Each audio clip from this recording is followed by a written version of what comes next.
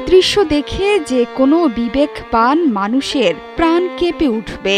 ধনী আরবের শেখরা যখন নানা পদের মুখরোচক খাবার আর শরবত মিষ্টিতে ভর্তি খাবারে সোনার থালায় বসে ইফতার সারেন, ঠিক তখন ফিলিস্তিনিদের ইফতারের থালা রক্তে রঞ্জিত।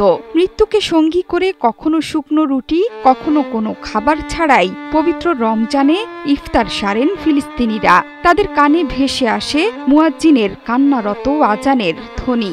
কোথাও কোথাও মসজিদও নেই, বোমার আঘাতে সবকিছুই মিশে গেছে মাটিতে। কোথাও কোথাও ফজরের আজান শুনে রোজা শুরু করতে পারেন না বহু ফিলিস্তিনি। মাগরিবের আজান কানে আসার পর মুখে তুলতে পারেন না ইফতার, কারণ সবকিছুই ধ্বংসস্তূপ। যুদ্ধবিরতির সময়টা তাও কোনো মতে কেটেছে ফিলিস্তিনবাসীর।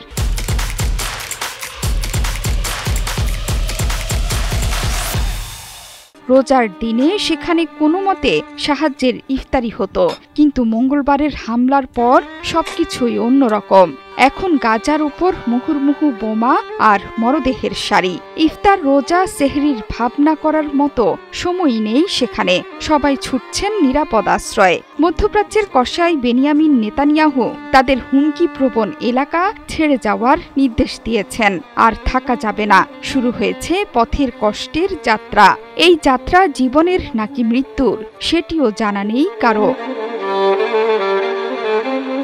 সবচেয়ে বেশি কষ্টে আছে শিশুরা।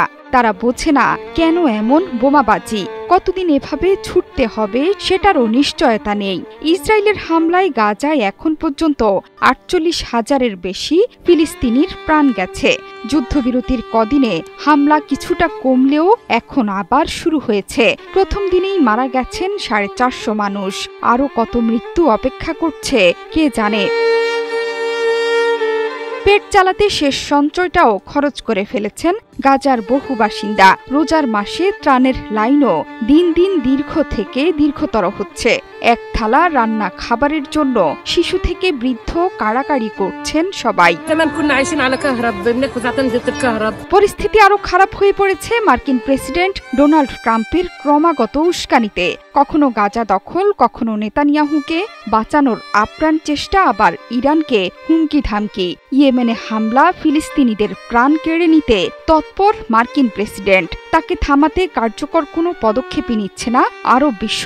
তারা দায়সারা নিন্দা জানিয়েই চোখ বন্ধ করে রাখছেন। সবকিছু দেখেও কিছুই দেখছে না কেউ। ট্রাম্প বুধবারও বলেছেন, গাজায় বন্দী বাকি জিম্মিদের মুক্তি দেয়া না হলে নরকের পরিণতি ভোগ করতে হবে। আর সেটাই এখন ভোগ করছে ফিলিস্তিনের নিরীহ মানুষ। জোহরা চৌধুরী, সেতু, ৭১।